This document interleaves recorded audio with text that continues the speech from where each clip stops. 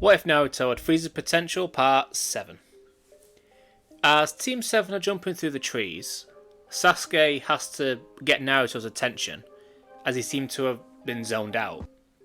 But in reality he was keeping his eye on two sources of chakra.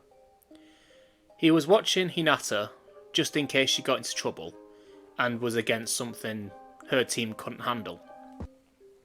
And the chakra of that strange girl who was licking her lips. As time went on, Naruto could see that chakra becoming more sinister. Almost like they were either transforming or revealing what they were truly like. After a while, Team 7 jumps to the ground to catch their breath and try and find any trace of another team. Sasuke tells Naruto to stop focusing on that weirdo and try and find some other team, hopefully one with the scroll that we need. Naruto looks angry, as he did see this person as one of, if not the biggest threat at the moment, but complied with the request and focused his senses outwards. Through all the training with the Hyuga, he has become a very good sensory ninja. Naruto tells his team that there are teams 2 miles north of them fighting against each other. They seem to be fairly weak, using genjutsu mostly. Sasuke kind of takes charge and makes the decision to continue towards the team. Chances are one of them will have a heaven scroll. Naruto and Sakura nod and they head full speed towards the other teams. But only 2 minutes later, Naruto's eyes grow wide as he tells his team to head left. Right now and as fast as possible. Sakura asks why, they're nearly there after all. But then she sees Naruto's face.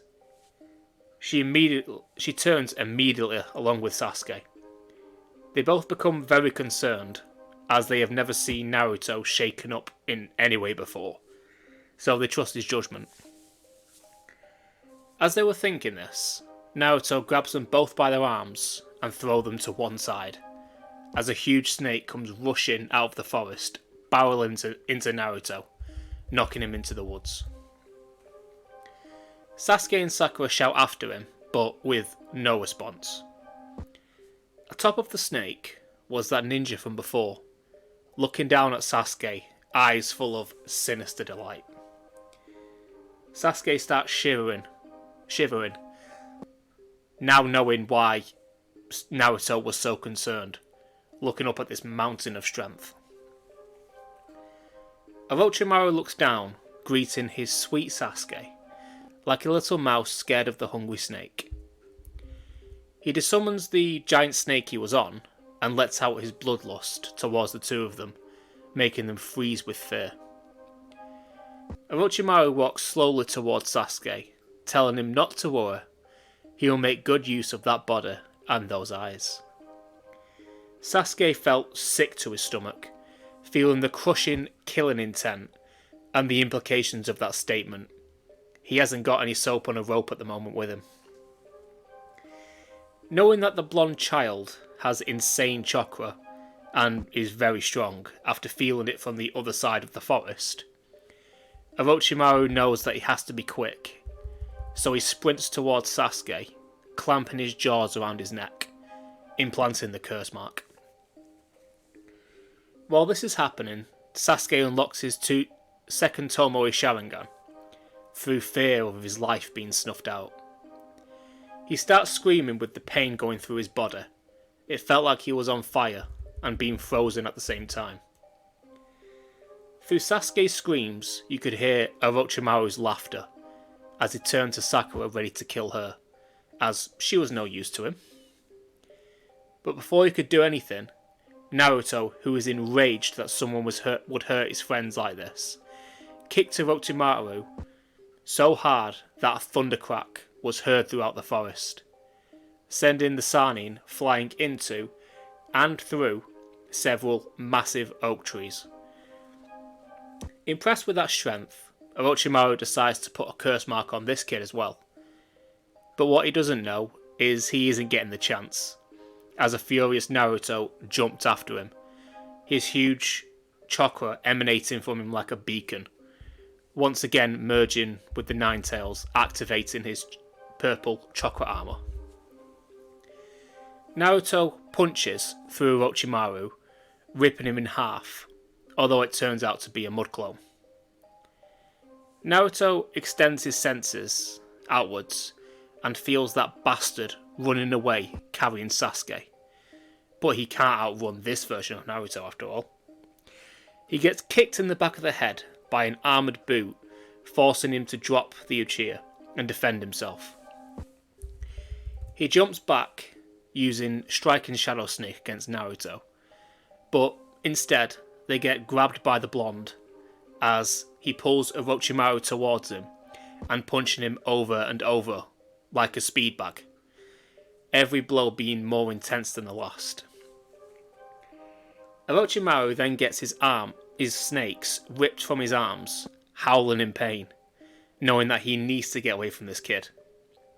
For the first time in a very long time, Orochimaru felt true fear, as he felt Naruto moulding his chakra and making the hand signs for the Shadow Clone Jutsu.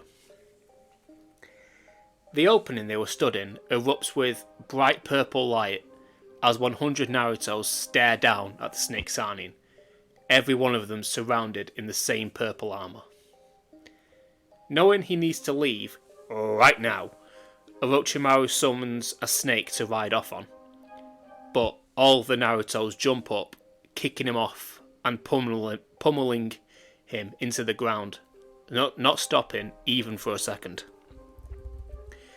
Bloody and beaten, Orochimaru spits out his sword, taking out a few of the clones, making enough room in order to shed his skin and run away as fast as he possibly can.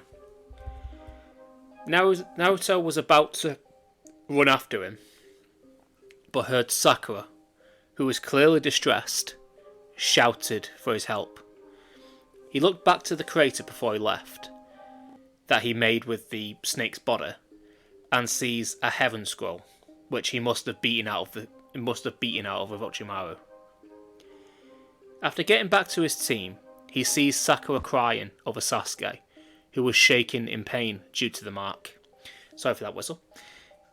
Naruto picks him up, and they walk to a nearby river, soaking a rag and putting it onto Sasuke's forehead to try and bring the fever down. He tells Sakura to try and get some rest as well. He'll stand watch, make sure that no one comes after him.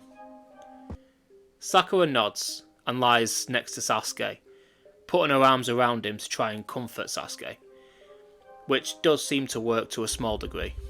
He at least stops shaking as much. In this timeline, Dosu's team don't turn up, as Orochimaru would have told them that they do not stand a chance against that kid whatsoever, no matter what jutsu and enhancements they might possess.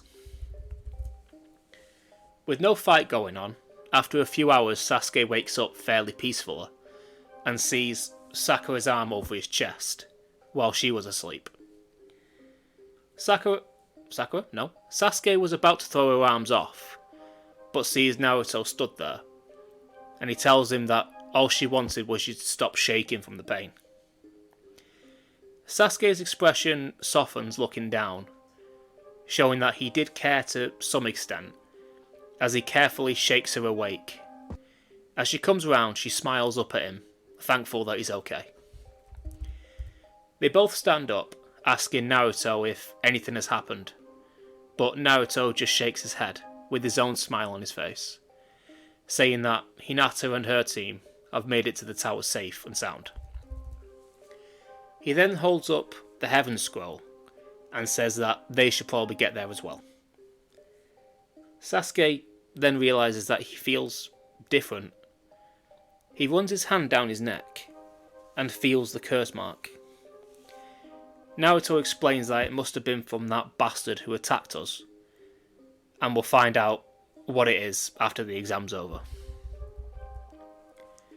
They get to the tower not long after this and open both of the scrolls, and out comes Kakashi, congratulating his team but he's not that surprised knowing how powerful they have become. Sasuke asks Kakashi about the person in the forest, giving a brief description, and Kakashi's eyes grow wide, and his face is full of terror, knowing that this is the Sannin of Orochimaru. He then shows Kakashi the curse mark, and with no word said, they all go down to the basement just to seal the mark. After the ritual is over, and Sasuke is again in pain on the floor, Sakura runs over, helping him up, with Sasuke seemingly grabbing onto her hand, taking some comfort in it. Naruto is actually a bit surprised, as Sasuke seems to be showing some affection to Sakura no matter how small, which did make him smile slightly. They make their way back up the stairs, and Naruto splits from the other two to let them be alone, while he finds Hinata, embracing each other with a hug and a snog. After a bit of a catch-up, Naruto is relieved to hear that her team didn't come to much trouble. They fought against the team from the Hidden Rain that uses Genjutsu, which, if you think about it, would be an easy fight for them, especially in this timeline. I mean, Hinata's got a Byakugan. Kiba, well, his senses are off the charts, and he's got Akamaru with him. And Shino has bugs that literally smell out chakra. So, yeah, Genjutsu's not much of a problem for them. The third Hokage gets everyone's attention, and tells them that too many people have passed the Forest of Death. So before the final round, they'll be holding a preliminary to see who continues to the finals. Everyone makes their way to the balconies, ready for the first and all the fights. Ready for their turn, basically. I'm gonna leave it here for now, but rest assured the next part will be coming out on Friday. Let me know what you thought about this part and the series as a whole. If you liked it, please consider subscribing, and if you do, might as well hit the notification bell so you know when the next part comes out. But like I said, it will be Friday. But, as always, I'll see you all later. Bye.